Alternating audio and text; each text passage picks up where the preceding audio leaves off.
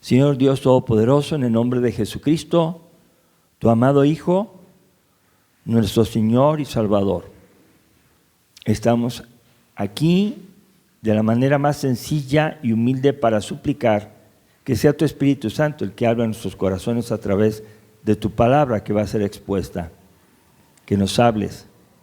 Y también, como dices en tu palabra, tú pones el querer como el hacer, tu buena voluntad. Ayúdanos, Padre, a poner en práctica lo que escuchemos, y no solamente para nosotros, sino para todos aquellos que están pasando por dificultades. Que tengan el gozo, Señor, que podemos tener en ti siempre. Te damos gracias y te lo suplicamos en el nombre de Jesús. Amén. Amén. Enfocándonos en Jesús es el título del mensaje. Quisiera explicar un poco acerca de la palabra enfocarse.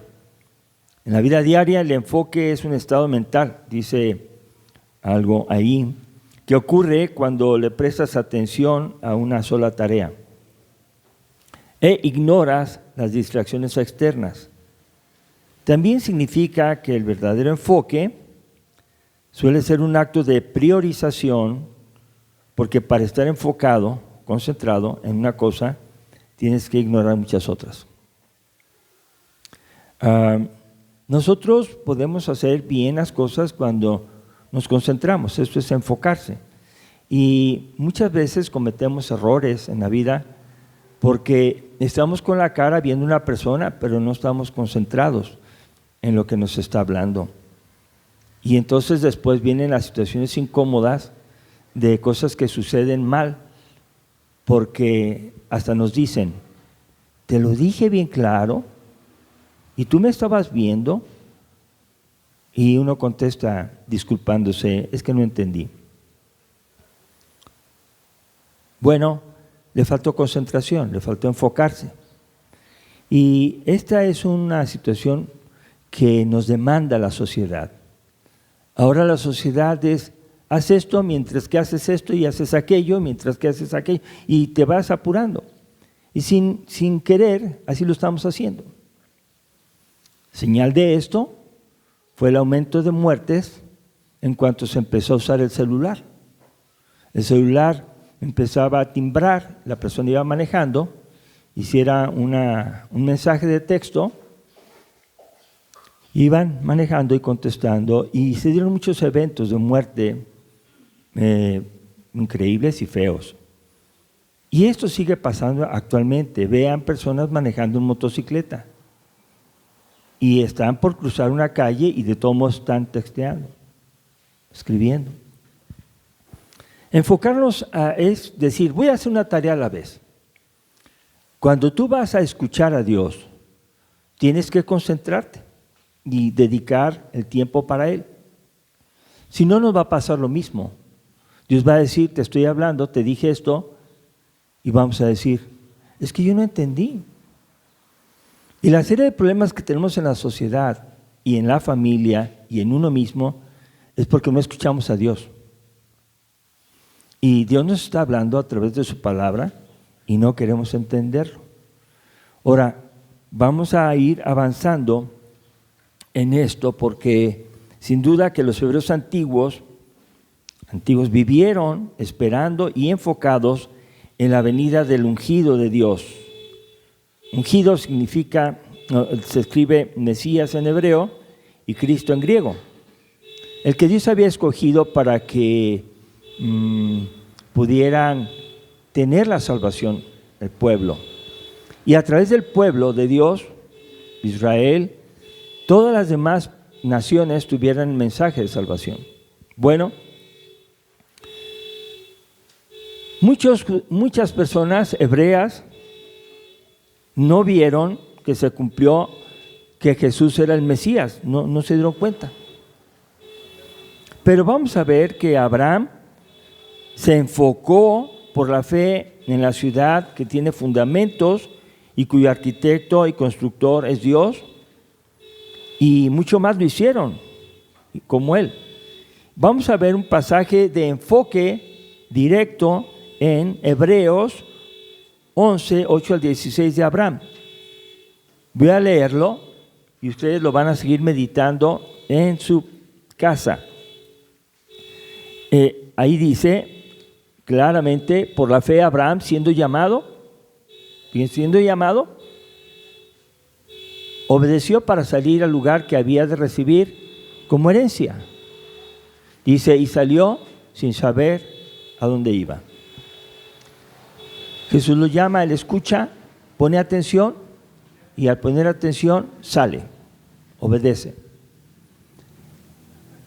Cuando Dios habla, uno tiene que escuchar atentamente y obedecer. Entonces dice, ahora sí, no sabía dónde iba y no empezó con sus preguntas. ¿A dónde? ¿Cuánto tiempo? ¿Está lejos de aquí? ¿Tiene buena comunicación? ¿Hay peligro? No pensó. Él dice ahí que fue por la fe, salió creyendo, habitó como extranjero en la tierra prometida, como en tierra ajena, morando en tiendas con Isaac y Jacob, coherederos de la misma promesa. Porque esperaba, ahí está el punto, esperaba la ciudad que tiene fundamento, cuyo arquitecto y constructor es Dios. ¿En dónde se enfocó? Se enfocó en una ciudad celestial. Él en ese momento había dejado la tierra de sus padres, había salido de ahí, y él era una persona pagana. Él no conocía, pero creía en sus deidades. Pero cuando Dios le habla, él toma la decisión de seguirlo a él. ¿Y qué pasa ahí? Él cree que hay un lugar mejor que el que él vive. Por la fe también la misma Sara, siendo estéril, recibió fuerza para concebir y dio a luz aún fuera del tiempo de la edad, porque creyó que era fiel quien lo prometía. Por lo cual también de uno, y ese ya casi muerto, salieron como las estrellas del cielo en la multitud y como la arena innumerable que está a la orilla del mar. Conforme a la fe murieron todos estos. Fíjense lo que dice. Sin haber recibido lo prometido, sino mirándolo desde lejos y creyéndolo y saludándolo y confesando que eran extranjeros y peregrinos sobre la tierra. Ellos no tenían ya amor, una visión de hacer todo aquí en la tierra, sino que decían, vamos a ir a otro lugar. Y los que dicen esto claramente dan a entender que buscan una patria. Pues si hubiesen estado pensado en aquella de donde salieron, ciertamente tenían tiempo de volver. Vamos a tenernos tantito ahí. La Biblia es reflexiva y la Biblia te habla al corazón. Dice que la fe que agrada a Dios es la fe que se decide seguir a Cristo, pero que también va a haber personas que todos nosotros tenemos la oportunidad y el tiempo para ya no seguir. Y eso pasa con muchas personas.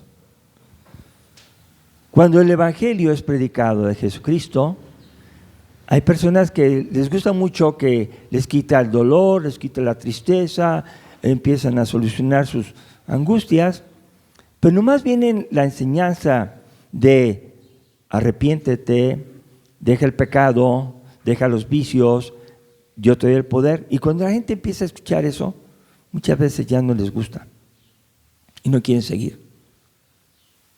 Pues ellos también tenían la misma idea. Pudieran regresar o pudieran seguir. Vamos al 16. Tenían tiempo, pero no lo hicieron, porque anhelaban una mejor, esto es celestial, por lo cual Dios no se avergüenza de llamarse Dios de ellos, porque les ha preparado una ciudad. El enfoque no era la tierra. Ciertamente estamos aquí y hay que trabajar, hay que todo lo que hay que hacer, pero no vamos a vivir aquí. Nosotros no tenemos toda la vida hecha en la tierra. Tenemos que enfocarnos en Jesús y vamos a continuar. Jesús nos aclara que debemos enfocarnos en Él y que no tengamos temor. Algunas personas quieren creer en Jehová Dios solamente y no quieren creer en Jesús. Y en San Juan 14, del 1 al 7, dice así: no se turbe su corazón, creen en Dios, Fíjense, ¿creen en Dios? ¿Se lo está diciendo a los judíos? Pues crean también en mí. Así como creen en Dios, crean también en mí. Dice, en la casa de mi Padre muchas moradas hay. Si así no fuera, yo os lo hubiera dicho. Voy pues a preparar lugar para vosotros. Y usted y yo estamos escuchando ahorita el mensaje de Jesús.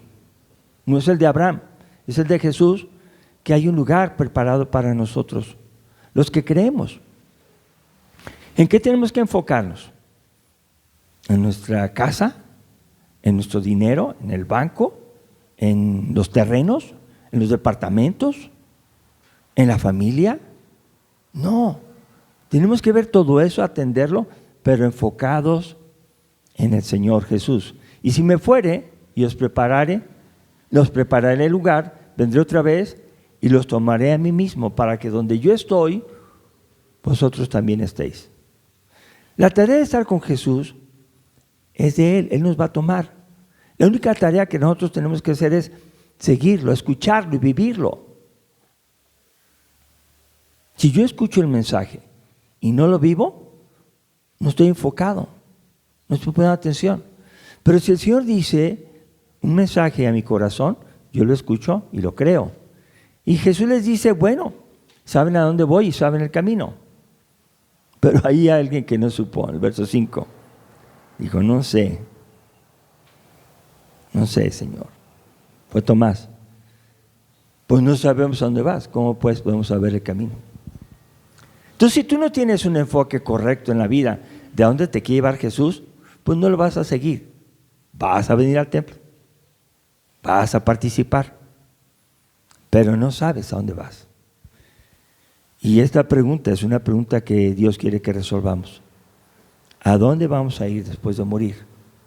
Y no debe tardar nuestro corazón de responder: a la casa celestial, al lugar que Cristo preparó para mí.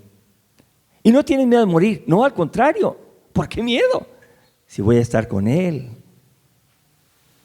Él va a quitar todo el sufrimiento, dolor y problemas que vivimos en esta tierra. Voy con Él. Pero muchas personas, aunque se dicen cristianas, no quieren hablar de la muerte. Les da temor.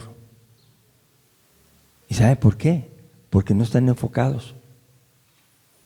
¿Cómo es posible que nosotros queramos seguir viviendo en el mundo, atesorando y haciendo negocios y disfrutando de la vida? Ahora voy a ir a viajar a este lado, ahora a tal lado, ahora bla, bla, bla, muchos planes. Pero a un rico le dijo: oh, está bien, pero necio, esta noche ven a pedirte tu alma. ¿Y de quién será todo lo que hiciste? ¿Y qué podrás dar tú para salvarte? Qué pena, ¿verdad? Pues sí. Cuando uno piensa en lo suyo nada más, nada importa, ni el prójimo, mucho menos Dios. Y Jesús les dijo: pues mira, Tomás, yo soy el camino, la verdad y la vida, y nadie va a llegar al Padre si no es por medio de mí. Si alguien dice: yo nomás creo en Jehová, no, debes de creer en mí, porque yo soy el que los voy a llevar. Verso 7 dice: si me conocieseis, también a mi Padre conocerías. Desde ahora le conocéis y le habéis visto. ¿Cómo vas a conocer a Jesús? Enfocándote en Él. Si no tienes tiempo para enfocarte en Jesús, solamente tienes tiempo para un breve momento, el domingo, el jueves, los viernes, y no tienes tiempo para tener una comunión, una comunicación con Dios, esto se va a poner muy triste cuando mueras.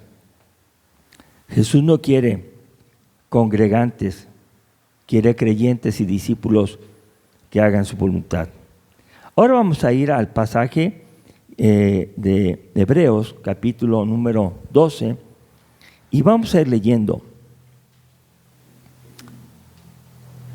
Puesto los ojos en Jesús, enfócate en Jesús. Por tanto, nosotros también, teniendo alrededor nuestro tan grande nube de testigos, despojémonos de todo peso y del pecado que nos asedia y corramos con paciencia la carrera que tenemos por delante. ¿Quiénes son esa nube de testigos? ¿Quiénes son esas personas que pudieron ver el mensaje de Dios? Están en el capítulo número 11 de Hebreos. Y hay que pensar, entre ellos están nombrados Abel, y quiero detenerme tantito. ¿Por qué empieza en Abel? ¿Por qué no empezó en Adán y Eva? Porque Adán y Eva no tuvieron fe y no obedecieron a Dios. Entonces, repito, podemos ser creación de Dios, personas que cargamos una Biblia, pero no vamos a estar en el libro de la vida por eso. Y Adán y Eva desecharon a Dios y sí, escucharon al enemigo, Satanás, y lo obedecieron a él. No se enfocaron en Dios, se enfocaron en el mensaje del adversario y fueron descalificados. Alguien que no tenga tiempo para Dios, alguien que no tenga obediencia para Jesús, no va a estar nombrado ahí. Entonces tenemos a Abel, Enoc, Noé, Abraham, Isaac, Jacob, José, Moisés, Rahab. Y noten, Rahab, quiero que estudien en su casa quién era Rahab, porque nos va como a sorprender, que es una mujer que se dedicaba a la prostitución, pero se arrepintió y creyó en Dios. Y Dios le salvó la vida porque ella actuó sosteniendo su fe con sus obras. No importa quién eres, no importa qué pecado tengas, si te arrepientes, todo es cubierto con la sangre de Cristo. Rahab viene a ser una antecesora, su generación, de Jesús. Qué increíble, ¿verdad? Lean, muy bien.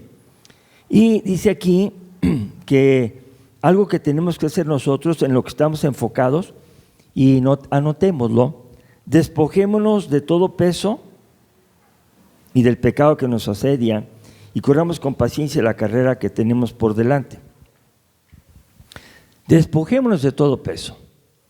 Esta es una figura de un hombre que corre, de carreras, de los tiempos aquellos cuando Pablo vivía y que había lo que se llama ahora los Juegos Olímpicos en Grecia.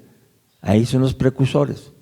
¿Y qué hacía un atleta? Iba a correr y no se dejaba la chamarra, no se dejaba la gorra, si usaba, o su casco. Se quitaba todo y se preparaba y corría con la menos ropa posible para que el viento resbalara y tuviera más velocidad y ganar.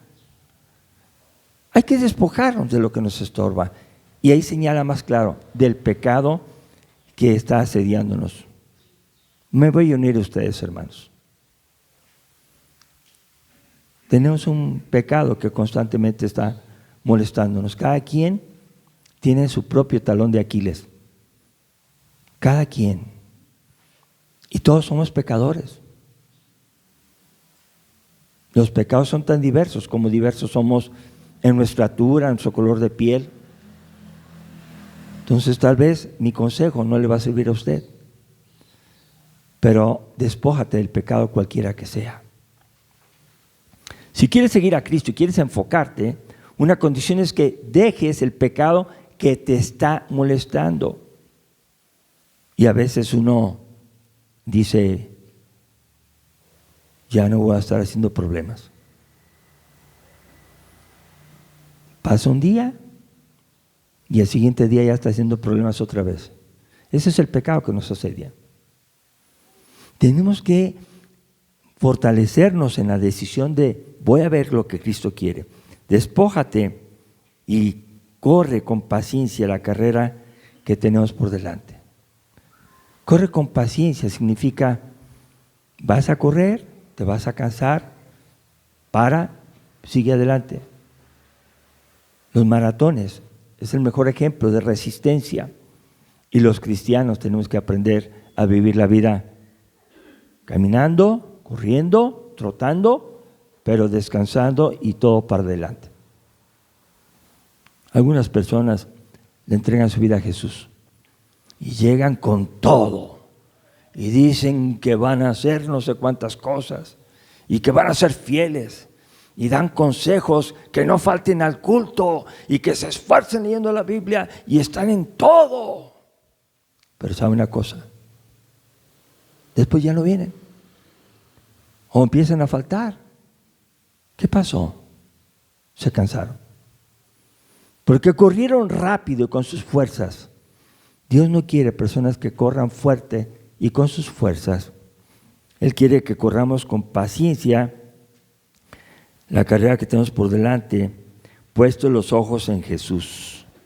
En Él nos tenemos que enfocar, porque Él es el autor y consumador de la fe. Si tú tienes fe en Jesús, andas bien, andas por buen camino. Pero si tú tienes fe en la fe, quiere decir, tú tienes fe en que tienes fe, estás perdido. Si tú tienes fe en tu dinero y no, primero el dinero y los trabajos y Cristo al último, andas mal.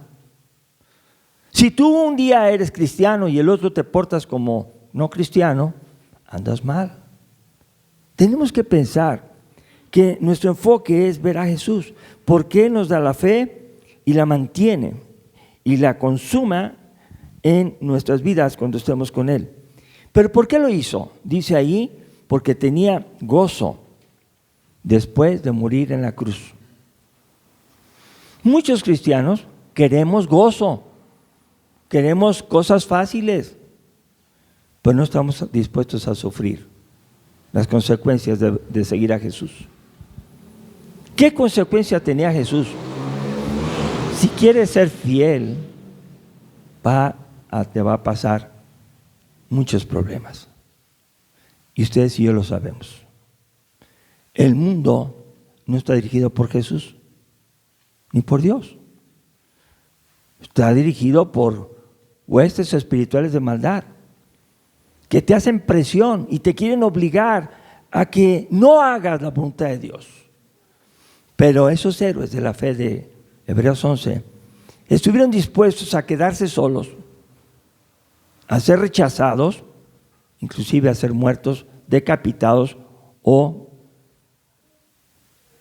sacrificados, porque no tuvieron su visión en la tierra, en sus cosas, en sus vidas, sino tenían puesta sus ojos en Jesús.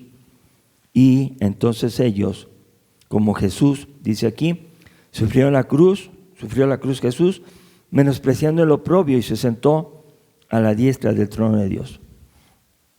Hay victoria, pero pasa tiempo. A veces queremos todo dulce, todo agradable, pero Dios lo que quiere aquí es que seamos como Jesús. Si tú te enfocas en Jesús, ves que Él fue fiel a pesar de que tuvo que pasar por el desprecio, las burlas, la cruz, la muerte, pero resucita, asciende a los cielos. Está sentado a la derecha del Padre, que significa es igual que Dios, tiene el mismo poder. Muchos queremos la felicidad sin sufrir. Y si me haces sufrir, te dejo. Si me haces sufrir, te golpeo. Si me haces sufrir, tú no vas conmigo.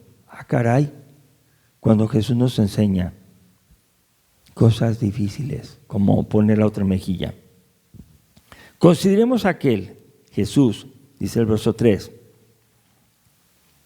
que sufrió tal contradicción de pecadores contra sí mismo, para que su ánimo no se canse hasta desmayar.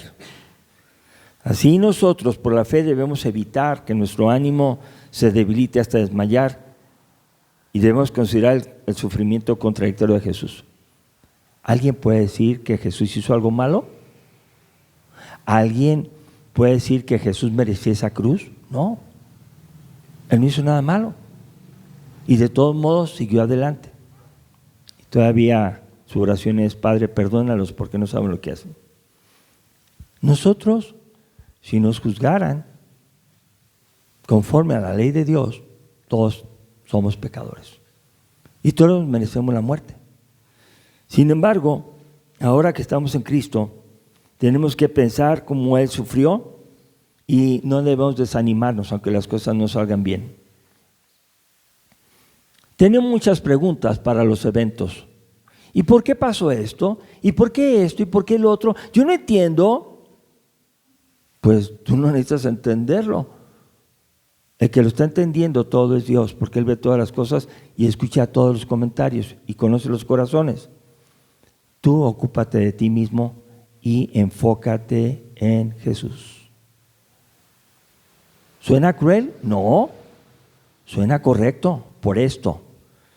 Si yo me sumerjo tratando de salvar una situación que solo Jesús puede resolver, y aparte Jesús dice, si alguno quiere venir en pos de mí, niéguese a sí mismo.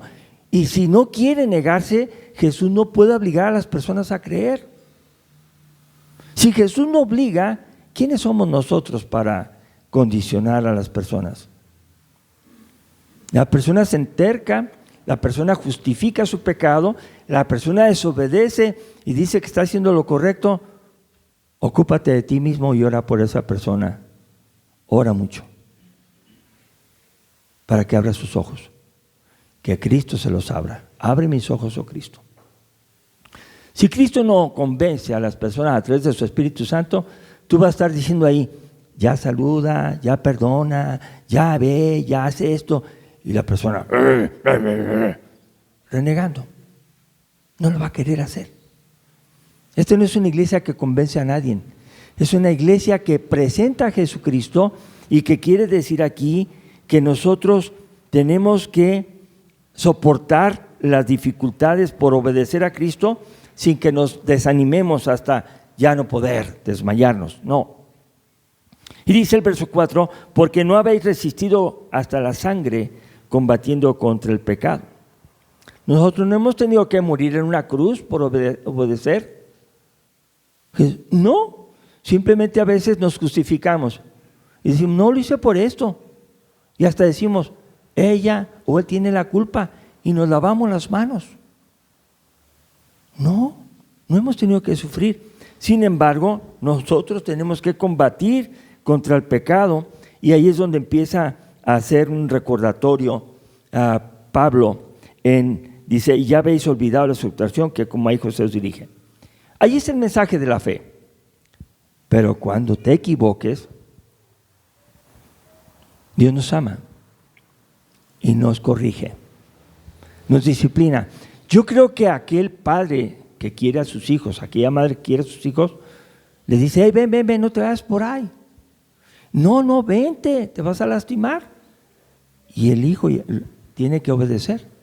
Bueno, aquí vemos que Dios es como un padre y le dice en el verso número 5, dice, ya habéis olvidado la exhortación que como a hijos se os dirige.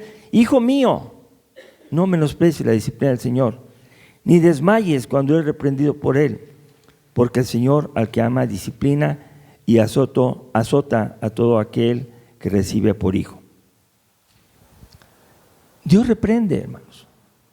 Ahora, ¿cuándo reprende? Cuando no estamos entendiendo. Y luego dicen, ¿y por qué le pasó esto? Ustedes pueden ver en 1 Corintios acerca de los que participaban de la cena del Señor y hacían un desorden, hasta se emborrachaban. Como dice el apóstol Pablo, y hay muchos enfermos y algunos ya están muertos. ¿Por qué? Porque despreciaron el sacrificio de Jesús y en vez de celebrar la cena juntos, los ricos con los pobres, los ricos se exaltaban hasta se emborrachaban. No te desanimes, no te enojes. Hay una cosa bonita y una cosa difícil. La bonita, Dios nos ama. Y la difícil es, vas a ser corregido. No te va a gustar. La corrección no es algo que le gusta a uno. Entonces podemos ver en versos 5 al 8. Bueno, el 7, voy en el 7. Si soportan la disciplina, Dios os trata como hijos, como a hijos, porque ¿qué hijo es aquel a quien el Padre no disciplina? Pero si se les deja sin disciplina, de la cual todos han sido participantes, entonces sois bastardos y no hijos. Quiere decir que Si tú puedes hacer la maldad y te está haciendo bien, te está yendo bien, estás mintiendo, estás haciendo billete, estás adulterando y nadie se ha dado cuenta y estás disfrutando, estás emborrachándote a escondidas y lo estás logrando. Y te ríes de aquellos que no te encuentran el pecado. ¿Sabes qué? Eso es algo que si no te disciplina Dios es porque no eres su hijo. Los hijos de Dios no viven practicando el pecado. Los hijos de Dios no somos perfectos y caemos otra vez en el enojo y a veces decimos una cosa inadecuada, pero nos regresamos y pedimos perdón y escuchamos la voz de Jesús que dice: no te condeno, pero vete y no lo vuelvas a hacer, te perdono. Eso es lo que tiene que aprender la iglesia. No hacer y presumir que somos perfectos, no, sino decir: escucho tu voz, me estás disciplinando y voy a hacer caso. No voy a hacer, me pasó esto porque aquel es malo, me voy a vengar de él. No, Señor, tú me estás llamando y te estoy escuchando. Si me está pasando esto, ¿es corrección? ¿Es mi pecado? Deja ese lugar ahí a Dios para que te conteste. Y habla de los padres terrenales y a él se compara como el Padre Celestial con estos padres. Dice: por otra parte tuvimos nuestros padres terrenales que nos disciplinaban y los venerábamos. ¿Por qué no obedeceremos mucho mejor al Padre de los Espíritus y viviremos? ¿Por qué?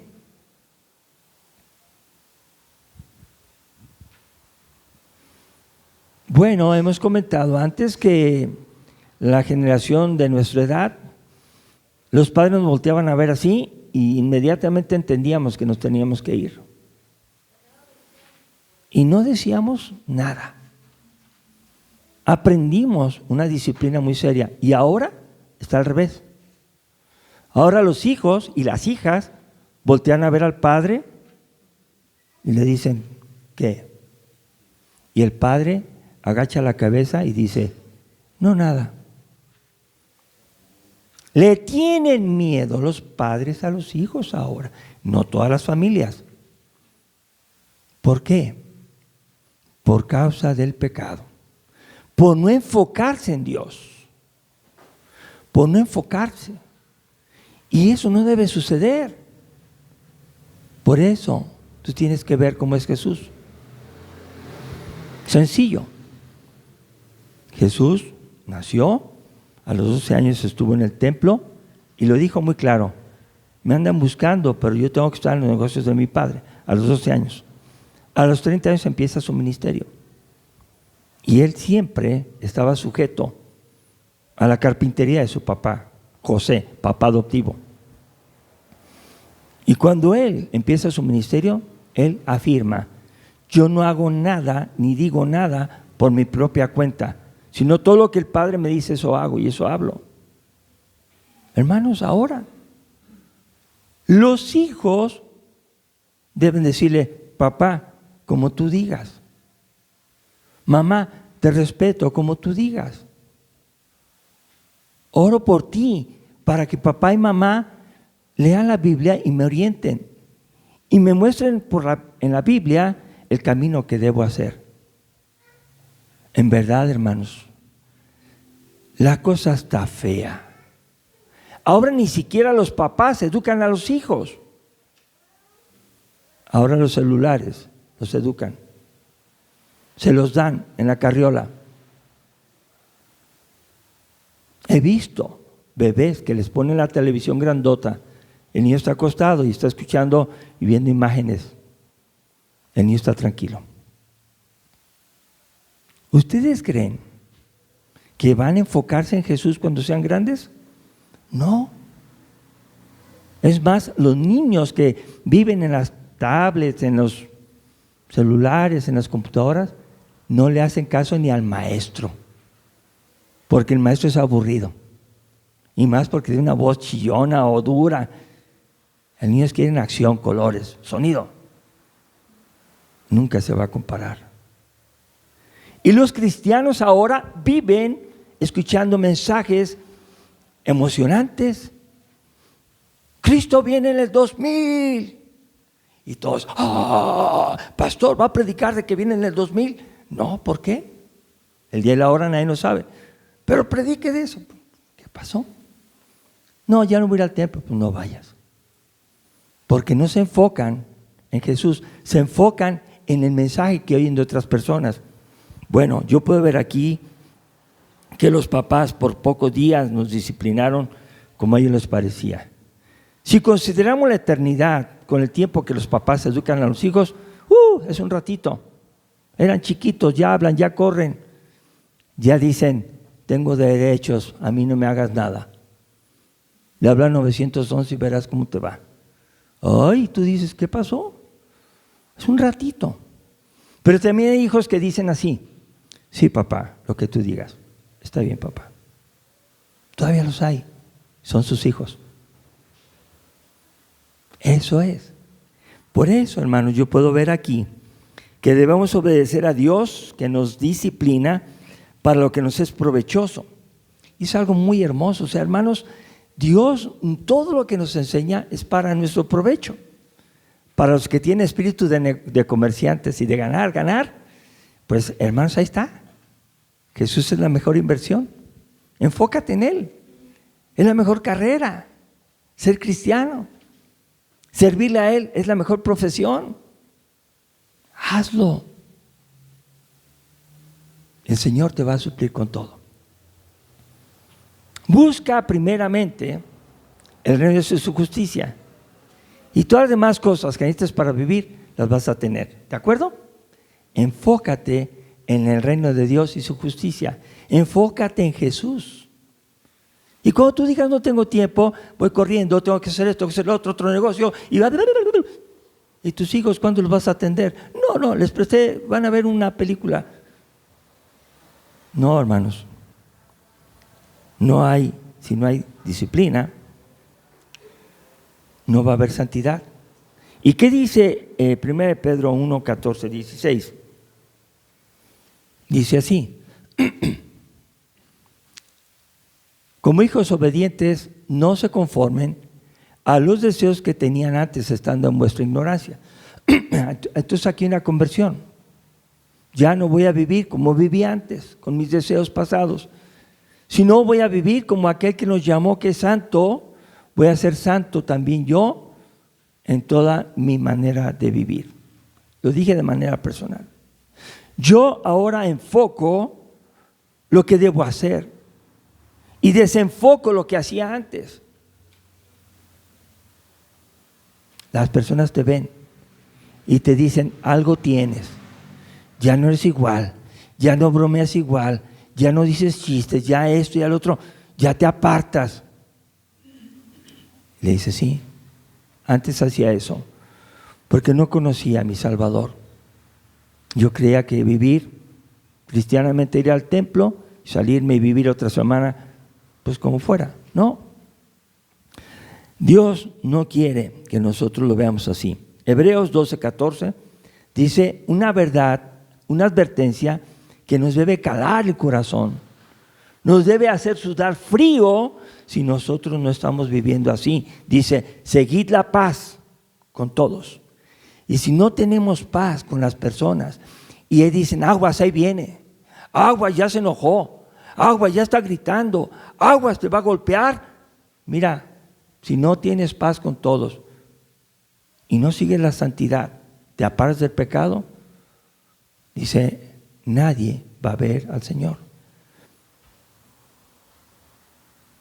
¿Se dan cuenta, hermanos? Qué bonito es el mensaje de Cristo. Nos transforma. Debemos hacer su voluntad. Sigue la paz.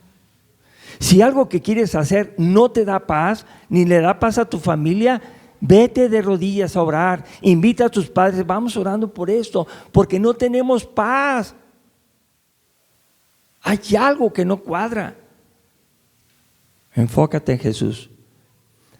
Cuando digo eso, hermanos, es decir, deja de ver y analizar el problema, sus conveniencias, sus ganancias, tu edad.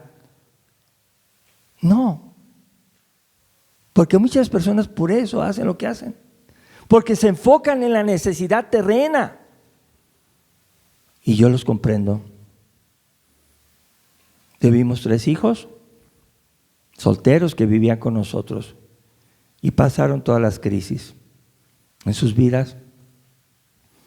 Y teníamos que enseñarles a que se enfocaran en Jesús. ¿Qué más podemos hacer? Y cuando alguien dice, lo voy a hacer aunque tú no quieras, duele. Duele en el alma. Pero dice uno, ¿qué puedo hacer? Si no le haces caso tú a Dios, ¿yo qué puedo hacer por ti?